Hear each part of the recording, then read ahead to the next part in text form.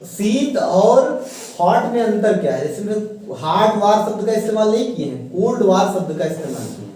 माने वार तो नहीं होगा, मारपीट नहीं होगी, झगड़ा नहीं होगा, बम नहीं फेंके जाएंगे, मेंटली डिसऑर्डर होगी दो देशों के बीच में, एमंग टू कंट्रीज। ठीक, तो ये पहली चीज तो मैं आपको इसका बैकग्राउंड बताऊं कि ये वास्तव में हुआ क्या, मतलब इसकी राजनीति जो कोल्ड वार की शुरू हुई वो क्यों शुरू हुई।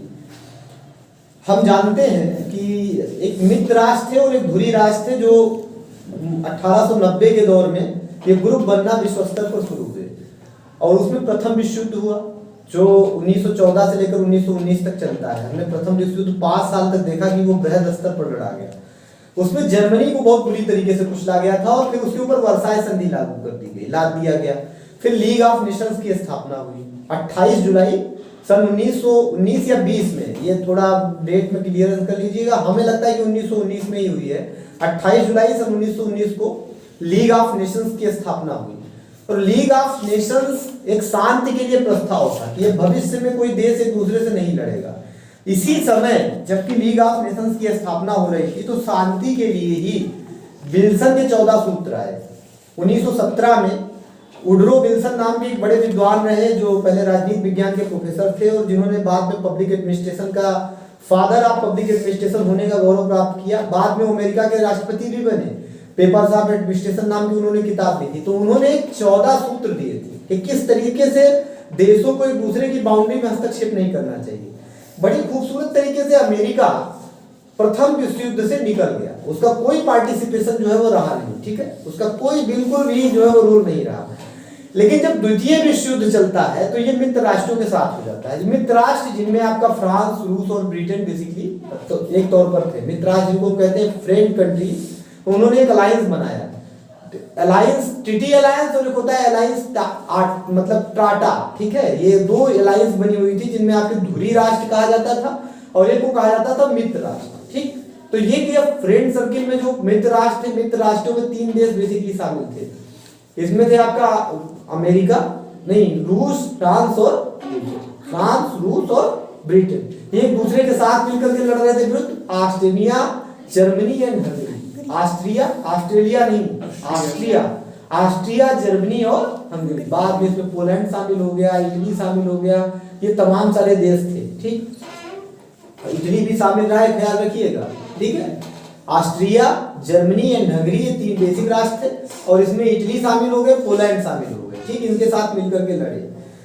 पहली बात तो ये प्रथम विश्व युद्ध समाप्त हो गया। प्रथम विश्व युद्ध में जो आपका धुरी राष्ट्र हो गए नेस्तनाबूत, उनको बुरी तरीके से मारा पीटा गया और युद्ध के लिए उन्हें उत्तरदायी मानते हुए उनके ऊपर वर्साई की संधि लागू कर दी गई कि आप ये वर्साई की संधि मानिए, और उसमें तमाम सारे पैसे जर्मनी से लिए गए। जैसे ही ये सब हुआ तो जाहिर सी बात है कि जब किसी के साथ आप डिस्क्रिमिनेशन करेंगे और उसके बाद ये चाहे कि विश्व में शांति बनी रहे तो यह संभव है। क्योंकि एक टाइम पर किसी आदमी को अगर आपने बहुत दबाया होगा, जैसे आपने देखा होगा कि स्प्रिंग होती है, स्प्रिंग देखा है आपने, तो स्प्रिंग को आप ज्यादा अगर दबा दीजिए, थोड़े दबाइए तो बड़े थोड़े उछल करके रह जाए, लेकिन अगर ज्यादा स्प्रिंग को दबा देंगे, एक बार दबा करके स्प्रिंग को अगर आपने छोड़ा तो बहुत दूर तक उछल जाएगी। That same happens with the Germany. Germany को हम लोगों ने मतलब बेसिकली जो मित्र राष्ट्र उन्होंने इतना प्रेशराइज कर दिया, उसके ऊपर इतने प्रतिबंध ला दिए कि ये जाहिर सी बात थी कि ये स्प्रिंग कभी ना कभी जो है उछलेगी। अच्छा, जब किसी देश पर आप प्रेशराइज करते हैं, दबाव डालते हैं, तो वहां के जो जनता है उसका जो एंटी इमोशन है वो उस पूरे देशों के ग्रुप के खिलाफ हो जाएगा। ये भी जाहिर सी बात है। जैसे अभी पाकिस्तान है, उसने इतना आपको परेशान कर दिया कि अगर आप कभी वोट को मतलब जनता को वोट में तब्दील करना चाहे तो आप पाकिस्तान के खिलाफ एंटी इमोशन फैलाइए, फट से जनता इकट्ठा हो जाएगी। क्योंकि इतना अत्याचार तो पाकिस्तान ने किया है प्रीवियस टाइम में। ठीक वही चीज हिटलर के साथ हुई। हिटलर ने क्या किया, द्वितीय विश्व युद्ध के आने से पहले एक स्टेटमेंट थी, वो खड़ा होकर के वर्ल्ड लेवल पर बोलता है कि मैं भयानक जुआ खेलने जा रहा हूं, एक भयानक युद्ध लड़ने जा रहा हूं, इसमें या तो मेरी पराजय होगी, मैं खत्म हो जाऊंगा, या तो दूसरी स्थिति है कि मैं संपूर्ण विश्व को जीत लूंगा। अब इतना बड़ा अगर ड्रीम आप किसी को दिखाइए जो आदमी बिल्कुल दबा हुआ हो, जिसने उठने की कसम नहीं खा ली हो कि भैया हम उठने वाले नहीं, उनको आप इतना बड़ा सपना दिखाएंगे तो जाहिर सी बात इकट्ठा हो ही जाएंगे। सब हिटलर के साथ हो गए। हिटलर ने नाजीवाद को जन्म दिया और नाजीवाद बेसिकली देश के लिए कुर्बान हो जाना। ठीक है, नाजीवाद का बेसिक मतलब यही है कि देश और देश के सामने कुछ नहीं, जिसको हम कहते हैं टोटलिटेरियनिज्म, सर्वसत्तावाद। उस देश को उसने मतलब उस स्टेट का इंफॉर्मेशन कंफर्मेशन किया। इसी तरीके से इटली में उसी समय फांसीवाद का जन्म हुआ। जहां तो नाजीवाद का जन्म हुआ वहां फांसीवाद का जन्म हुआ। वहां एक तो था मुसोलिनी, उसने फांसीवाद को जन्म दिया। अभी इन सब लोगों ने मिल करके एक फिर ग्रुप बना लिया। हम बताए थे ना कि ऑस्ट्रिया, हंगरी, जर्मनी, इटली और पोलैंड उसमें लड़े थे। इधर फिर जर्मनी और इटली एक दूसरे के साथ समाप्त होकर के आ गए। लड़ाई शुरू हुई 1939 में, द्वितीय विश्व युद्ध शुरू हो गया। दूसरी तरफ फिर वही फ्रेंड सर्किल वाले राष्ट्र। अब अमेरिका जो है रसिया को सपोर्ट कर रहा था। रसिया, फ्रांस और ब्रिटेन के ग्रुप को इस बार जो है द्वितीय विश्व युद्ध में अमेरिका ने पार्शियली भाग लिया, पूरी तरीके से भाग नहीं लिया, लेकिन वो इनको सपोर्ट कर रहा था। ठीक, क्यों कर रहा था ये भी मैं आपको बताऊंगा, पूरी बात हम आपको बताएंगे।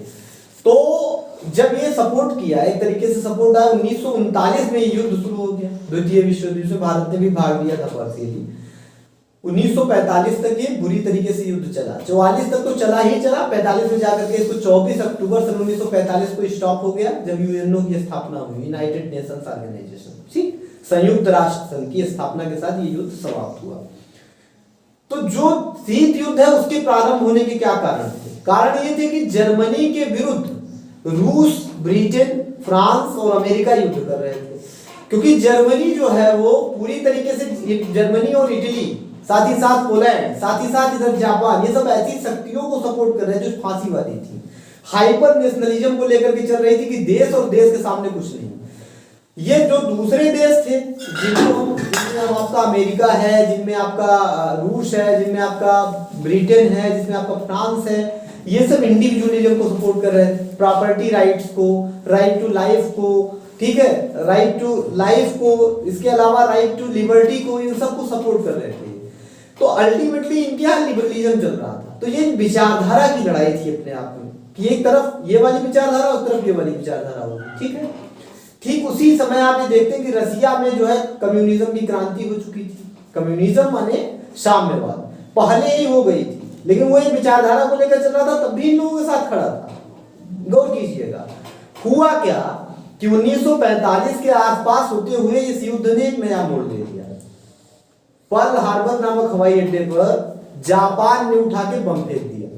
अमेरिका चूंकि इस युद्ध में, बिल्कुल मैं कह रहा हूं, पार्शियली शामिल था वैचारिक तौर पर, जैसे आप किसी के साथ शामिल नहीं है, लेकिन आप ये कह रहे हैं कि ठीक है तुम्हें दिक्कत होगी तो मुझे बताना, तो एक सपोर्ट होता है। वो पार्शियली शामिल था, पूरी तरीके से शामिल था नहीं। जापान जो इन लोगों का देश, मतलब मित्र राष्ट्र था, इटली जर्मनी वालों का, जापान अचानक से पर्ल हार्बर नामक हवाई अड्डे पर आक्रमण कर देता है। ये हवाई अड्डा था अमेरिका का।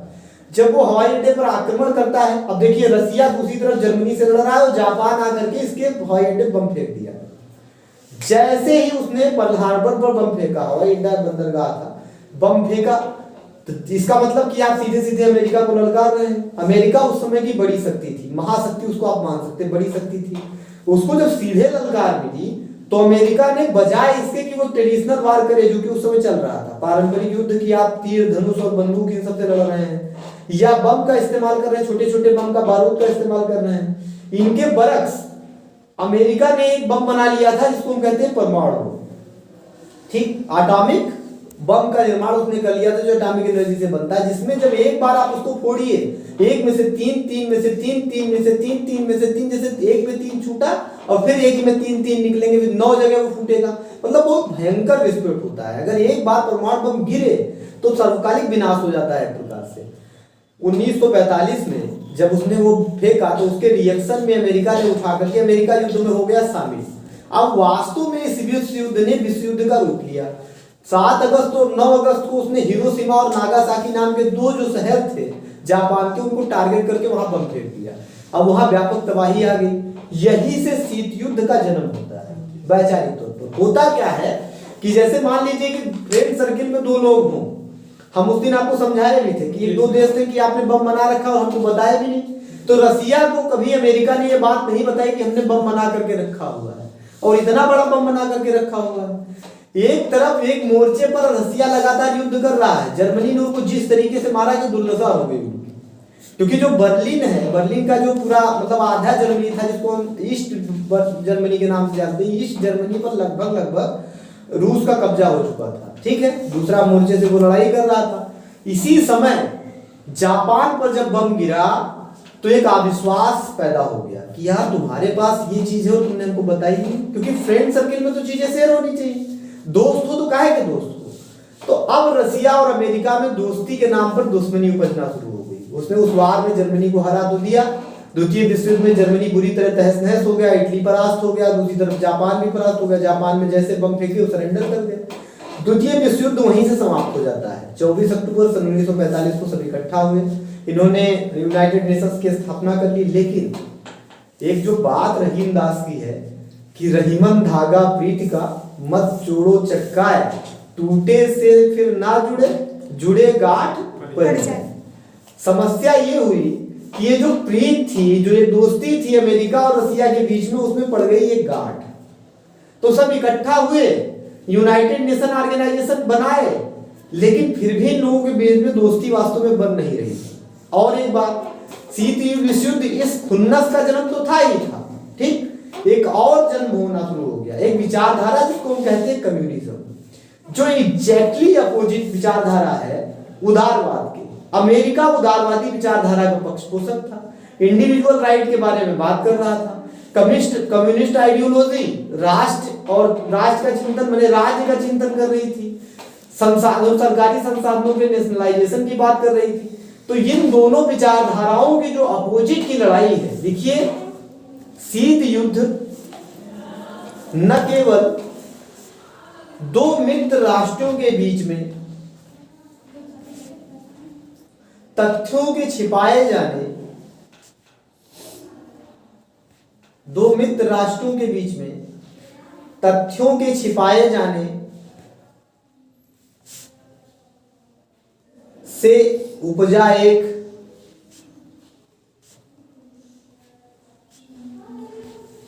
शस्त्र विहीन युद्ध था, बल्कि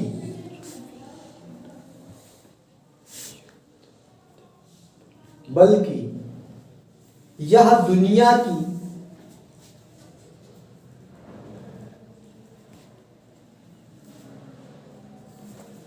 दो बड़ी राजनीतिक विचारधाराओं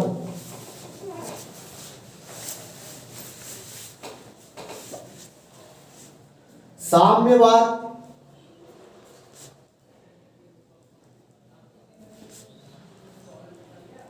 जो कि मार्क्स द्वारा दी गई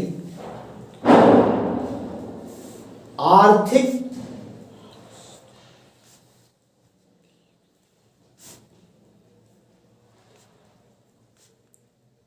विचारधारा थी,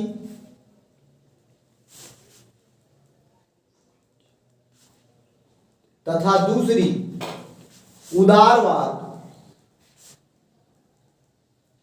जो कि जॉन लॉक द्वारा दी गई विचार आधारित विचारधारा थी।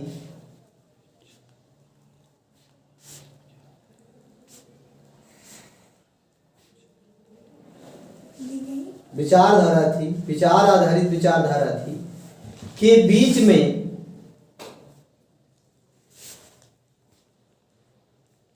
उपजा एक द्वंद्व था। कहने का मतलब है इन दोनों विचारधाराओं ने यह सोच लिया कि हम दुनिया पर कब्जा कर लेंगे।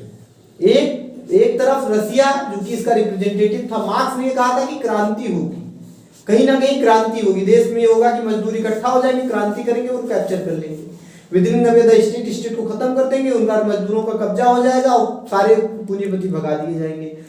तो जहां पर पूंजीवाद हावी था वहां तो क्रांति हुई नहीं, रसिया में असल में क्रांति हो गई। रसिया में क्रांति हुई 1917 की, जिसको हम बोल्शेविक क्रांति के नाम से जानते हैं। कौन सी क्रांति हुई? बोल्शेविक क्रांति। वहां पर 5 जून सन 1905 के आसपास एक जो है वो घटना होती है, ये 1914 में 1905 में होती है, मुझे कायदे से याद नहीं है, लेकिन 5 जून को होती है, खूनी रविवार की घटना के नाम से इसको जाना जाता है। तो उसमें एक जो है दुर्ग है, बस्तील के दुर्ग का पतन होता है, और बस्तील के दुर्ग के पतन के बाद में वहां मतलब रक्तपूर्ण क्रांति होती है, मारकाट खूब मचाया जाता है। राजा जो है उसका जो है एक राजशाही का अंत होता है, उसके बाद में जिसको जारशाही शायद बोलते थे, उसका बोल्शेविक क्रांति के तहत नहीं है, तो जारशाही तो इंग्लैंड में अंत हुआ। एक बोल्शेविक क्रांति हुई जिसमें कम्युनिज्म की वहां पर स्थापना हुई सन 1917 में। और वो जो कम्युनिज्म की स्थापना थी उसे लगा कि विचारधारा की विजय है अपने आप में, ठीक है। तो वो उस विचारधारा को लेकर के उसको लगा कि ये कम्युनिस्ट विचारधारा है। स्टालिन वहां पे आया और स्टालिन ने ये बताया कि मैं दुनिया भर में इस विचारधारा को फैला दूंगा, ठीक। स्टालिन के बाद में लेनिन भी वहां के नेता बने। तो इन दोनों के दिमाग में ये था कि हम इस दुनिया भर में इस विचारधारा को फैला देंगे, ये उनके दिमाग की उपज थी। दूसरी तरफ अमेरिकन को लगता था कि ये जो उदारवाद की विचारधारा है इसको हम दुनिया भर में फैला देंगे। तो ये विचारधारा के बीच में भी द्वंद्व था, उस खुन्नस का द्वंद्व था ही, विचारधारा के बीच में भी द्वंद्व था।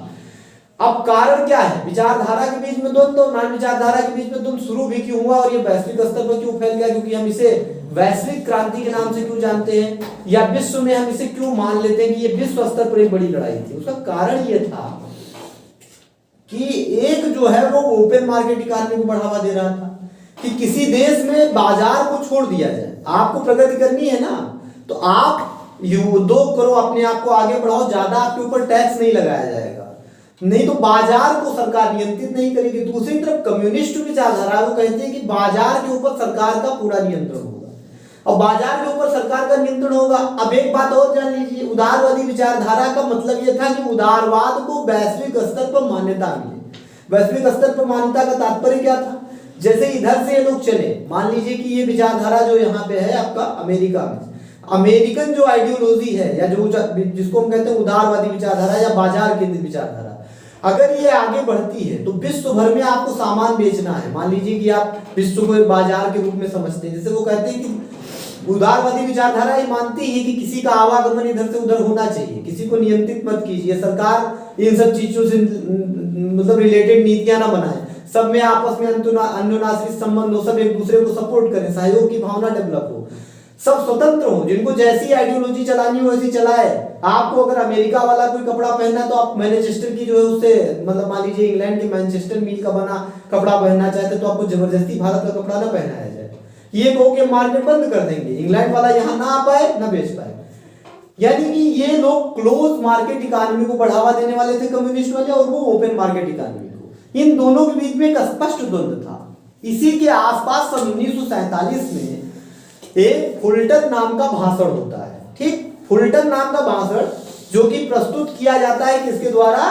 विंस्टन चर्चिल के द्वारा, जो तत्कालीन जो है वहां के कंजर्वेटिव पार्टी के क्या थे? प्रधानमंत्री थे। विंस्टन चर्चिल का नाम आप सुने होंगे, बहुत विद्वान आदमी थे। तो उस समय वो ब्रिटेन के प्रधानमंत्री थे और उन्होंने 1900 मतलब ये 47 के आसपास की ही घटना है, उन्होंने एक विश्वविद्यालय में भाषण देते हुए कहा इंग्लैंड में कि एक कर्टेन पड़ती चली जा रही है। जो हमारे यहाँ का पश्चिम का जो देश है वहां पर एक कर्टेन पड़ती चली जा रही है, चादर, ऐसी चादर पड़ती चली जा रही है कि हम शेष विश्व को देख ही नहीं पा रहे हैं, तो हमको इस कर्टेन को हटाना होगा। ये जो फुल्टन भाषण है इसने वास्तव में शीत युद्ध को जन्म दिया। कर्टेन का मतलब यह था कि अगर आप चाहते हैं धीरे धीरे इस आइडियोलॉजी को खत्म कीजिए जो क्लोज मार्केट इकोनॉमी की है, नहीं तो ये पूरे विश्व को बंद कर देंगे, कुछ दिखाई नहीं देगा। एक नई विचारधारा पनप रही है उधर। हमें अपनी विचारधारा को अगर प्रोटेक्ट करना है तो हमें उसके लिए काम करना पड़ेगा। काम कैसे करो? यहां पर एक द्वंद्व की शुरुआत होती है। रसिया अपने कुछ देशों के साथ मिलकर के एक दूसरा वो डेवलप करता है और ये अपनी दूसरी तरीके से डेवलप करना शुरू होते हैं। इसी समय सन 1949 में सबसे पहला काम जो होता है, कुछ एक देशों के साथ मिलकर के, इसमें 15 के आसपास देश शामिल थे, 15 देशों के साथ मिलकर के, लिख लीजिए, तो 1949 में यूरोप के 15 देशों के साथ मिलकर के अमेरिका ने इस द्वंद्व से पार पाने के लिए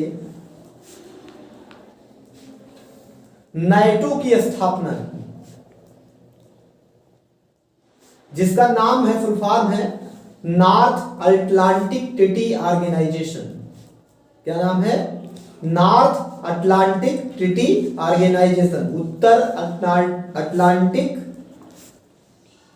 समझौता संगठन, ठीक है।